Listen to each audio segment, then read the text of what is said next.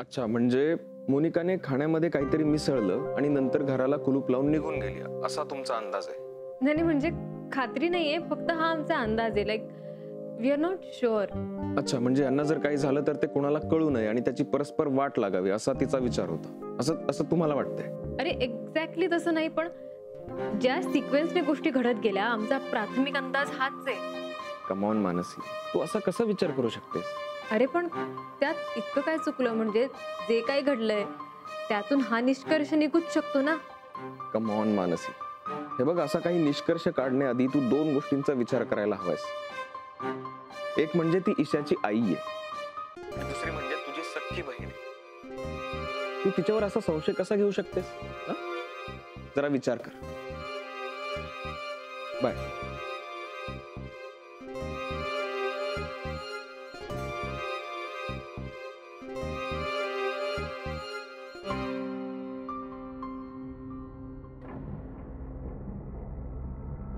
एक मिनिट. मोनिका, काल तू माझ्या मुलांना काहीतरी खायला घातलंस, दाराला बाहेरून लॉक करून काल निघून गेलीस. का कोंडून ठेवलंस त्यांना? काय? ओ, तुझ्या लक्षात येत नाहीये का? ठीक आहे, मी तुला समजावून सांगतो. काल मुलं देशपांडेंकडे गेली होती. हो, तसं तू माझ्याकडे कन्फर्मही केलंस. आणि तू त्यांच्यासाठी खाऊ घेऊन गेलीस. हो, मी बाकरवड्या, ढोकळे आणि ऑरेंज ज्यूस नेला होता त्यांच्यासाठी. हो वाव, छान. काय मिक्स केलं होतंस त्यात? एक मिनिट गीता काकी, मी मुळात जे काही पदार्थ आणले होते ना ते मी दुकानातनं आणले होते. दुकानातनं आणलेल्या पदार्थांमध्ये मी कसं काय मिक्स करू शकते काही? माझी मुलं आणि नानू मामा ते खाल्ल्यानंतर ढाराढूर झोपून गेली. रिली? हो, आणि तू घराला बाहेरून लॉक लावून निघून गेलीस त्यांना तसंच आत ठेवून. झालं का तुमचं बोलून? आता प्लीज मी बोलू? गीता, काय झालं? गीता काकी, मी जे स्नॅक्स आणले होते ना ते खूप फेमस दुकानातून आणले होते. तुम्हाला हवं असेल तर मी त्याचा पत्ता सुद्धा तुम्हाला देऊ शकते. हां, आता दुकानदाराने त्याच्यात जर काही मिक्स केलं असेल तर हो, मी सुद्धा त्याच्यात काहीतरी मिक्स केलं होतं. झालं समाधान? आता तुम्हाला, मला आणि त्या दुकानदाराला फासावर लटकवायचं असेल तर लटकवा. त्यातच तुम्हाला समाधान मिळणार आहे ना. आणि दुसरा मुद्दा, मी तुमच्या मते दरवाजाला कुलूप लावलं. का लावेन मी? म्हणजे तुम्हाला असं वाटतंयच का? आणि समजा तुम्हाला असं वाटतंय तर प्रूफ करा. Proof it. कारण तुझ्याशिवाय तिकडे दुसरं कुणीच गेलं नव्हतं. मग कोण करणार हे सगळं? कसं आहे ना गीता काकी, प्रत्येक वेळेला तुम्हाला जे वाटतं ते खरंच आहे असं नाहीये ना.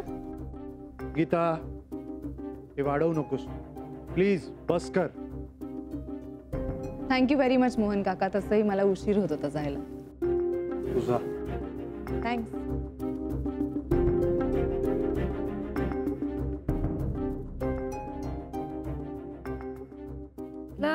चला चला चला. मम्मा, तू केली विसरू नको. बाई नाही विसरत. मानसी ही गेली. अगं, काल 4:30-5च्या सुमारास मी बाहेरून पाहिलं तर तुमचं दार सताड उघडं होतं. काहीच हालचाल दिसे ना, म्हणून आत डोकावून पाहिलं तर ही मुलं, ईशा आणि मामा झोपले होते. मी हाक मारून पाहिली पण कुणीच काय हल्लं नाही, म्हणून मी सरळ घराला बाहेरून कुलूप लावलं. ओ, तुम्ही लावलं कुलूप? अगं, सगळे घरात गाढ झोपलेले असताना दार असं कसं राहू देऊ? भीती वाटते ना, घरात कोणी घुसलं म्हणजे. हो. आता कसं चाललंय माहित आहे ना, काल मी भांडुपला गेले होते ना, त्यामुळे किल्ली माझ्याकडे तशीच राहिली. चल, येते मी. या.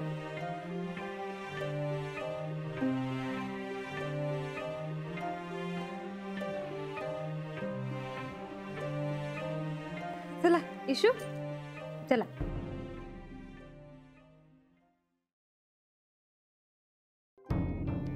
नानू मामा, तुम्ही इथे आहात का? मी तुम्हालाच शोधत होतो. का रे, माझ्याकडे काय काम काढलंस? आहे, एक काम आहे. हे बघा, तुम्ही काल देशपांडेंच्या घरी गेला होतात ना, तिथे ज्यूस प्यायलात, त्याबद्दल. त्याच्यात काय विचारायचंय? प्यायलो ज्यूस. नाही, हे बघा, मोनिकाने ज्यूस आणला, त्यानंतर तो फ्रीज मध्ये ठेवला होता. नाही, मी काही फ्रीज मध्ये ठेवलं नाही, पण नाही, मला वाटतं तो बाहेर ओट्यावर ठेवला होता. वाटलंच मला. अरे, असं सकाळी सकाळी कोड्यात काय बोलतोयस?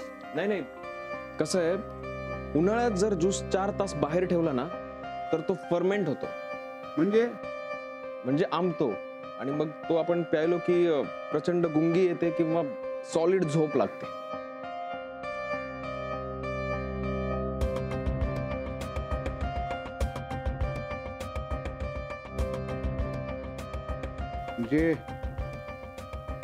म्हणजे काल मोनिकानं जे खायला आणलं होतं, जो ज्यूस आणला होता, त्याच्यात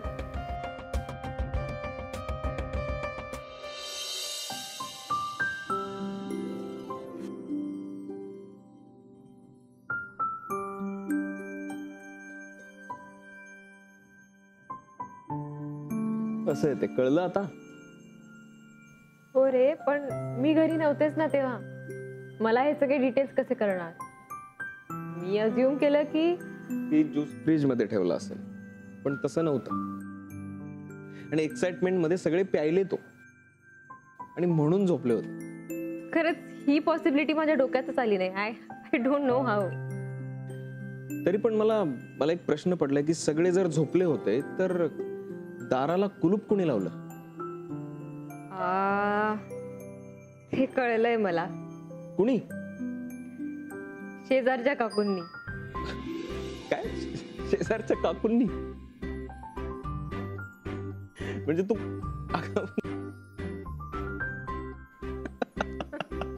दत्ते काकू का? बस ना आता, किती हसशील. नाहीतर काय. आणि तू उगीच आपलं काहीतरी निष्कर्ष लावून बसली होतीस. अरे पण मलाच नाही, गीता काकींना सुद्धा असं वाटतं. तिचं ठीक आहे, पण तुला असं कसं वाटलं? खरंय, मन कलुषित झालंय रे. स्पेशली ताईच्या बाबतीत खूप बायस झालंय. ठीक आहे ग, प्रत्येक वेळी शहाणपणाने वागलं पाहिजे असं काही तू ठेका घेतलेला नाहीयेस. म्हणजे मी वेड्यासारखी वागली असं सरळ सरळ म्हणतोयस तू? हा, म्हणजे मी प्रूव्ह केलंय ते. नाही पण seriously, hats off to you Vikrant. तुझ्यामुळे या गोष्टी अशा क्लिअरली समोर आल्या. खरं तर किती साध्या साध्या गोष्टी आहेत या, पण लक्षातच नाही आल्या माझ्या. तुझी मात्र मला कमाल वाटते. तू भावनेच्या आहारी न जाता अगदी शांतपणे आणि रॅशनली विचार केलास. अगं, त्यात कमाल कसली? तुला मी आजारी आहे म्हणून जास्त आश्चर्य वाटते का याचं? हे असं काय म्हणतोयस विक्रांत? आजारी वगैरे असं काही नाही रे.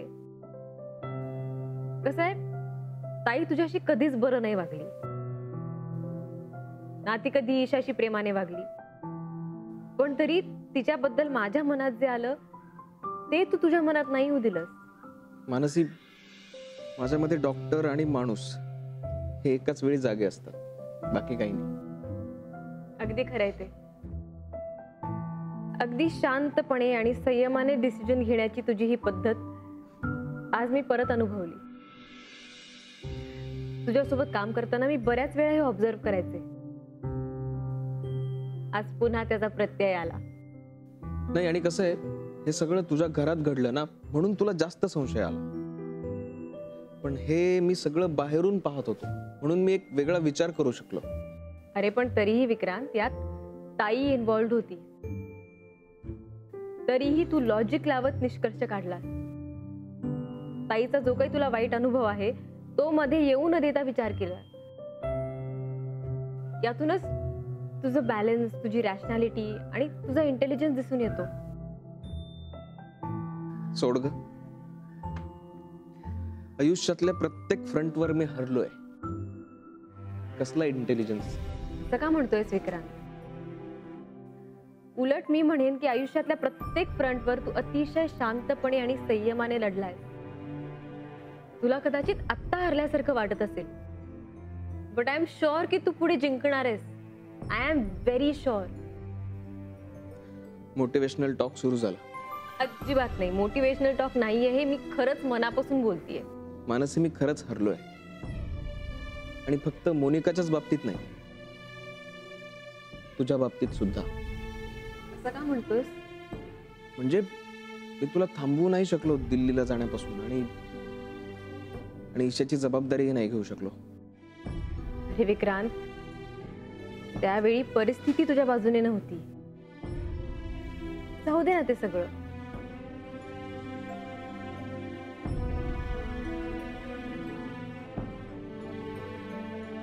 बापरे, उशीर झालाय, निघायला हवं. चल, येतेस? नाही, तू हो पुढे, मी थांबते जरा वेळ. Okay, bye. बाय.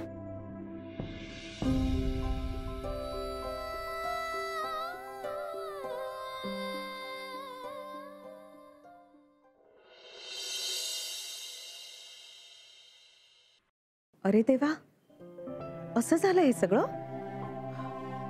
शिवाय आपण काय काय विचार करत होतो. बरं झालं विक्रांतच्या सगळं लक्षात आलं ते. अगं तुला काय, मला सुद्धा असं वाटत होतं की हे सगळं मोनिकानेच केलंय म्हणून. बरं झालं हे सगळं क्लिअर झालं ते. हो ना. चल, बाय.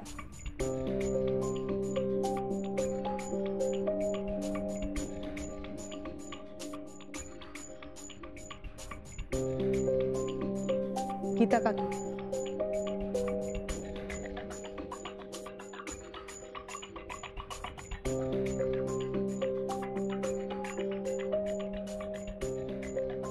खात्री पटली? मी हे सगळं केलेलं नाहीये. ची खात्री पटली गीता काकी? सॉरी. तुम्हाला माहितीये मला आता काय आठवतंय? मी जेव्हा प्रेग्नेंट होते ना, तेव्हा मला या घरात फार एकटं वाटायचं. तेव्हा तुम्ही मला बाहेर घेऊन जायचात. आपण किती मजा करायचो, गप्पा मारायचो, पाणीपुरी खायचो. सगळं आठवतंय मला. आपण एकमेकींबरोबर किती गोष्टी शेअर केल्यात ना गीता काकी? मग काही नाही हो, त्या गोष्टी मी विसरले नाही, पण तुम्ही विसरले. एकेकाळी आपण खूप छान मैत्रिणी होतो, पण तरीही तुम्ही माझ्याबद्दल असा विचार केला गीता काकी? सॉरी.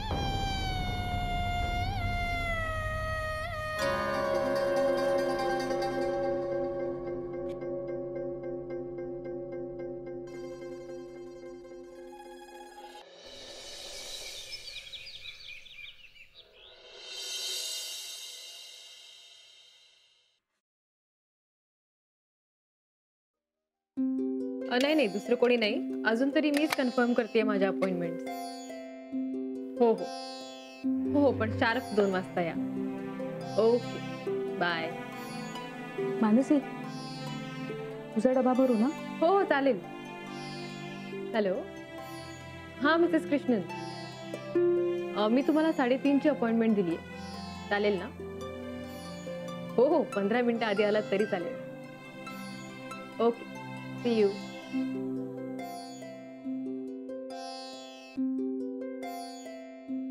काय ग, असं का बघतीयस? खूप कौतुक वाटतंय मला तुझं. माझं? अगं कशाबद्दल? तू हे सगळं इतकं छान मॅनेज करतेस ग, किती सहज. ईशाकडे लक्ष द्यायचं, तिचं खाणं पिणं, तिची शाळा, तिचा अभ्यास, तिला वेळ देणं, आणि एकीकडे तुझं क्लिनिक. तू क्लिनिक मधलं फर्निचर स्वतःच एकटीने ऑर्डर केलंस ना ऑनलाईन? शिवाय तिथल्या सगळ्या अपॉइंटमेंट्स. मला नसतं जमलं एवढं सगळं. अगं दिल्लीपासून सवय आहे मला या सगळ्याची, आणि एकटं राहिलं ना की आपोआप सगळं होतं. नाही ग, आपोआप नाही होत. मला नाही जमत हा असं पटपट निर्णय घ्यायला. मला गोंधळूनच जायला होतं. अगं पण तू सुद्धा राहिलीस की एकटी? हो ग, राहायचं एकटी, पण मला तुझ्याकडनं शिकायला पाहिजे. खरंच तुला असं वाटतं? तुला गंमत माहितीये मला काय वाटतं? जेव्हापासून मी तुला इथे बघतीये ना, मला असं वाटायला लागलं की मी तुझ्यासारखं व्हायला हवं. असं का वाटलं तुला? अगं कारण दिल्लीहून आल्यापासून ना माझं एक यंत्र झालं, यंत्र. सतत डोक्यात कामाचे विचार, डोळ्यांसमोर सुद्धा तीच यादी. Management coordination planning, management coordination planning, सतत हेच चालू असतं माझं. मी ह्यातच अडकलेली आहे. एक माणूस म्हणून, स्त्री म्हणून काही उरलंच नाहीये ग. पण ईशाचं किती छान करतेस तू सगळं, किती प्रेमाने. ते जरी असलं तरी अगं आजी आजोबांबरोबर माझं रिलेशन पूर्वीसारखं नाही राहिलंय. म्हणजे हे मला जाणवतंय. त्यांना जाणवतंय की नाही माहित नाही मला, पण असा कोरडेपणा आलाय असं वाटायला लागलंय. आणि बघ, हे सगळं त्यांच्याशी बोलायला सुद्धा सुचलं नाही मला. काय गंमत आहे ना. मला तुझ्यासारखं व्हावंसं वाटतंय आणि तुला माझ्यासारखं. आपण एक काम करूया, एकमेकींना हे अचीव करायला मदत करूया. चालेल, प्रयत्न करूया. हा माझा पत्ता, आता खेळ तू. हा घे माझा. घे एक का, आता खेळ. काय असे बसे खेळ खेळताय? तुला काय करायचंय? अरे जा ना, जरा बाहेर जा, मैदानात धावायला जा, नाही तू पोवायला जा. काय असे बसून बसून खेळताय? ए, तू कोण आहे आम्हाला सांगणारी?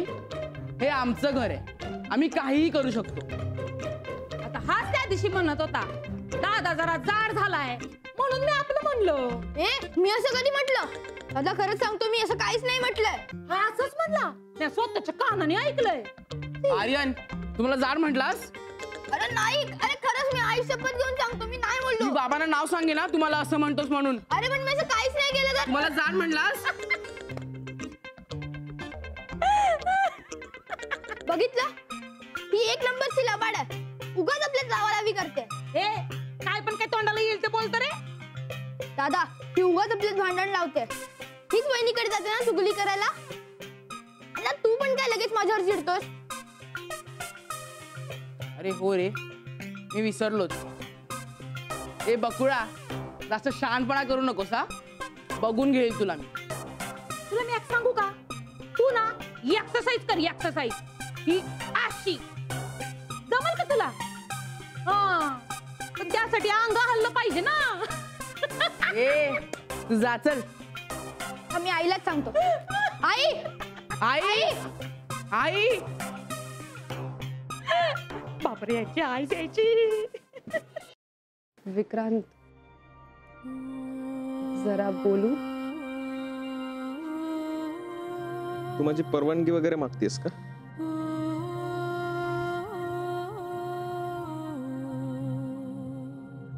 ऍक्च्युली हो, माझं असं या घरात कोणी आहे असं मला खरंच वाटलं नव्हतं. मग आता काय वाटतंय तुला? या घरात माझा विचार करणारा माणूस फक्त एक आहे आणि तो म्हणजे तू. बरी आहेस ना तू? विक्रांत, मी खरंच सांगतेय, मी मुलांसाठी आणि नानू मामांसाठी जो खाऊ घेऊन गेले होते ना, तो अगदी मनापासून नेला होता रे. पण दळवी घरातल्या सगळ्यांना आणि माझ्या घरातल्या सगळ्यांना सुद्धा वाटत होतं की त्यामागे माझा काहीतरी वेगळाच हेतू होता. पण नाही, माझ्या बाजूने उभा राहिला, माझी साथ दिलीस आणि ह्या घरातल्या आणि माझ्या घरातल्या सुद्धा सगळ्यांना हे समजावून दिलंस त्यामागे माझा वेगळा हेतू नव्हता. म्हणून मला थँक्यू म्हणायचं होतं. ओके, एवढंच. विक्रांत, खरंच थँक्यू व्हेरी मच. मोनिका, तू किती वेळा आणि कशा कशासाठी मला थँक्यू म्हणणार आहेस? तू इतक्या चुका केल्यास ना की न केलेल्या चुकीसाठीही तुला शिक्षा मिळू शकते. म्हणजे मी मनापासून एखादी गोष्ट तुला सांगायला आले आणि तू वाकड्यात शिरणारच ही गोष्ट अगदी माहिती होते मला. I so new. तू एक काम कर ना, मी चुकीची नाहीये हे सगळ्यांना सायंटिफिकली प्रूव्ह करून सांग ना. म्हणजे मी गीता काकीशी वाईट बोलत नाही, मी आईंची वाईट बोलत नाही, नानू मामांची वाईट बोलत नाही, हे प्लीज सायंटिफिकली प्रूव्ह कर ना माझ्यासाठी. तुला वेड लागलंय का? आणि आता सुद्धा मी तुला वाचवलेलं नाहीये, कळतंय का तुला? आणि तुझी हिस्ट्री पाहता तुझ्यावर संशय येणारच, आणि त्या संशयामुळे माझ्या घरच्यांना मानसिक त्रास होईल. त्या त्रासापासून मी माझ्या घरच्यांना वाचवलं. आणि तू ज्या मोठमोठ्या चुका केल्यात त्याबद्दल तर आपण बोलायलाच नको. So get lost.